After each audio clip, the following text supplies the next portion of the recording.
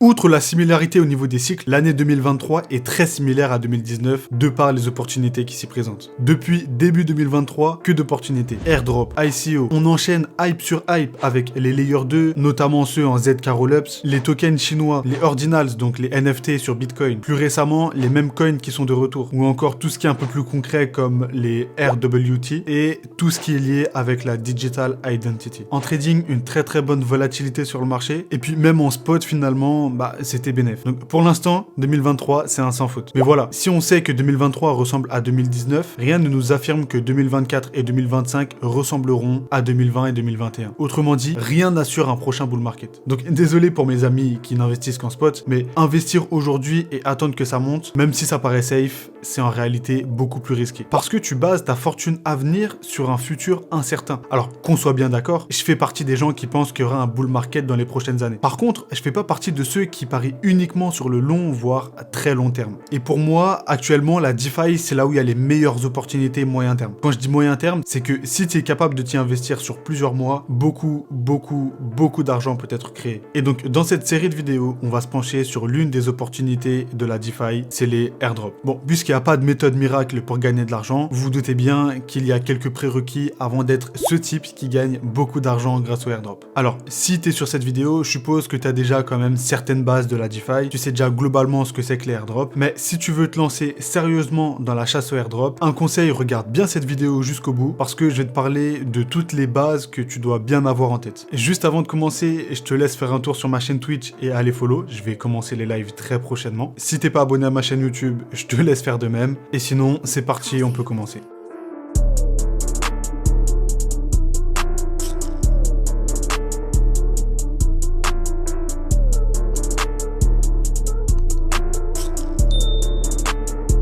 Alors, comme dit précédemment, cette première vidéo, ça va être le niveau 1. Donc, les bases de la DeFi. C'est toutes les connaissances que tu dois avoir si tu veux comprendre ce que tu fais lorsque tu vas chasser les airdrops.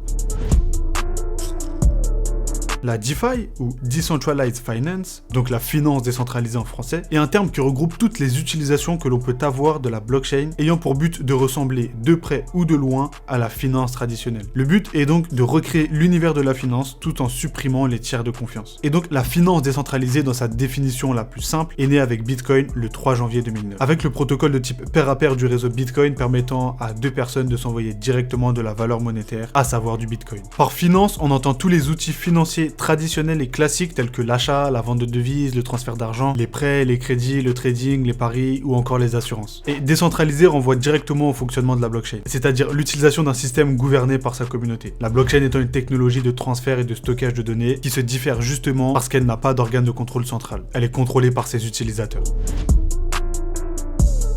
La DeFi n'a réellement émergé qu'en 2019 et n'a eu son année de gloire qu'en 2020 avec ce qu'on appelle aujourd'hui le DeFi Summer. Drivé par l'optimisme des investisseurs crypto après le troisième halving du Bitcoin, la TVL, soit l'argent total investi et bloqué dans les différents protocoles DeFi, est passé d'1 milliard de dollars en juin 2020 à plus de 10 milliards en octobre de la même année. Et c'est là que tout a commencé à réellement se mettre en place. Avec la blockchain Ethereum comme support, des dizaines d'applications décentralisées, ou DApps, ont vu le jour. Et cette hype, portée par le marché haussier de 2021 a amené la TVL totale à un pic de 250 milliards de dollars en décembre 2021. C'est plus que ce qu'a rapporté l'industrie du jeu vidéo la même année. Si la DeFi était une entreprise, elle serait à la 33e place des plus grandes entreprises au monde, juste derrière Toyota et un peu devant Netflix, Adobe ou encore Coca-Cola. Et si elle était un État, elle prendrait la 12e place juste derrière la Russie, avec un PIB supérieur à celui du Brésil. Bon, j'avoue, ce sont des comparaisons plus que douteuses, mais je m'en sers uniquement pour te donner un ordre de grandeur sur ce que ce secteur représente à son pic. Aujourd'hui, c'est environ 80 milliards de dollars qui sont loqués dans les différents protocoles. D'ailleurs, c'est quoi un protocole ? Une DApp ou application décentralisée est une application développée suivant les standards des différentes blockchains. On appelle ça aussi un protocole. Parmi les applications que tu connais déjà, il y a des native apps, donc les applis que tu peux télécharger sur ton téléphone, comme Instagram, Uber Eats ou Photoshop, et les web apps auxquelles tu accèdes directement via Internet, comme YouTube, DeepL ou même ChatGPT. Alors oui, les native apps sont presque toutes disponibles en web app et inversement, mais à la base, c'est bien deux choses différentes. Et là, je sais ce que tu vas me dire. C'est bien beau, mais quel est le rapport avec les DApps ? Et ben en fait, les DApps, c'est exactement pareil. T'as des native apps et des web apps. La grande différence avec les applications traditionnelles, c'est qu'elles sont, comme leur nom l'indique, décentralisées. Mais alors, s'il n'y a pas d'entreprise pour organiser tout ça, comment ça fonctionne ? Certes, à terme, c'est la communauté qui gouverne, mais derrière chaque DApp, il y a tout de même une équipe de fondateurs qui lance le projet et qui gère le bon avancement de ce dernier. Lorsqu'on dit que c'est la communauté qui gouverne, en fait, c'est parce que, selon le protocole, tous ceux qui possèdent un certain nombre de la crypto-monnaie émise par la DAO ont un droit de vote sur les décisions plus ou moins majeures liées au projet. Parmi les missions de l'équipe de fondateurs, il y a notamment coder l'application, mettre en place le site internet et les services, s'occuper du marketing et décider et gérer l'émission de la crypto-monnaie quand il y en a une. Et très souvent, c'est organisé autour d'associations ou de fondations un peu spéciales appelées les DAO, donc organisations autonomes décentralisées en français. Regardons donc ensemble les caractéristiques majeures de ce type d'association. Déjà, les limites et objectifs de l'association sont écrites dans le code. Ainsi, un certain nombre de données, très souvent cachées par les entreprises traditionnelles, sont ici disponibles à tous. Ça garantit la transparence et rend presque impossible tout abus de la part de l'organisation. Ou du moins, si ça arrive, tout le monde le saura. Les décisions sont prises par la communauté sous forme de vote. Pour pouvoir voter, il faut posséder le jeton de gouvernance de la DAO, qui se présente un peu comme l'action d'une entreprise. Et en fait, très souvent, les airdrops, ça va être ça. C'est lorsqu'une DAO sort son jeton de gouvernance. Ok, c'est cool les DAO, mais comment est-ce qu'ils font pour coder tout ça sur la blockchain ?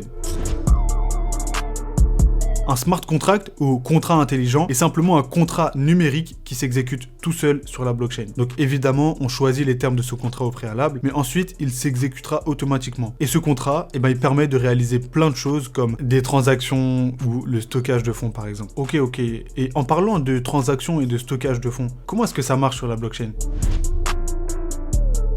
Si tu as déjà utilisé une plateforme comme Binance, Coinbase ou KuCoin par exemple, alors tu n'es pas sans savoir que ces plateformes ont deux fonctions principales, l'achat et la vente de crypto-monnaies et le stockage de ces dernières. Or, comme on le dit depuis le début de la vidéo, l'une des valeurs prônées par la blockchain et toutes les technologies du Web3, c'est la décentralisation, autrement dit l'absence de tiers de confiance. Et le truc c'est que ces plateformes, de par leur existence, vu qu'elles sont centralisées et qu'elles appartiennent à une entreprise, elles vont totalement à l'encontre de ces valeurs-là. Donc en DeFi, pour stocker et échanger ces cryptos, on utilise des DApps. Mais pas n'importe lesquels. Par exemple, pour stocker ces crypto-monnaies, on le fait avec un portefeuille numérique ou un wallet non custodial. C'est-à-dire qu'on a la totale propriété de nos fonds. Contrairement à Binance ou Coinbase qui gardent cette propriété sur nos fonds. Les exemples les plus connus sont MetaMask, Argent ou encore Trust Wallet, qui sont des applications conçues sous forme d'extension sur Google Chrome et que tu peux ajouter très simplement à ton navigateur. Et après, le deuxième type de wallet, ce sont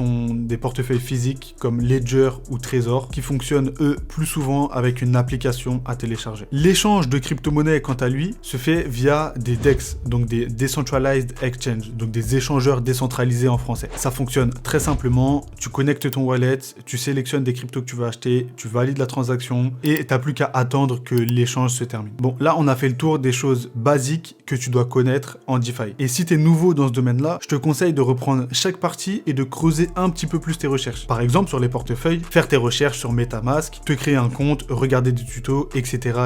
Et si tu as des questions particulières pendant tes recherches, tu peux me les poser dans les commentaires de la vidéo ou directement sur Telegram pour faire profiter de la réponse à toute la communauté. En attendant, voici un exemple qui te permettra de rassembler un petit peu toutes les pièces du puzzle. Et pour ça, on va parler d'Uniswap. La DAO Uniswap a codé le smart contract du protocole éponyme Uniswap. C'est-à-dire qu'elle a défini au préalable toutes les règles de fonctionnement et les réactions du protocole selon les situations. Cette DApp est un DEX, c'est-à-dire qu'elle permet d'échanger des crypto-monnaies et pour l'utiliser, tu dois te rendre sur le site uniswap.org, puis connecter ton wallet, le wallet dans lequel tu stockes tes crypto-monnaies et une fois connecté, tu pourras échanger tes crypto-monnaies. Bon, maintenant que tu sais tout ça et que tu as tout compris, on va passer aux choses sérieuses. Comment être éligible à un maximum de airdrop.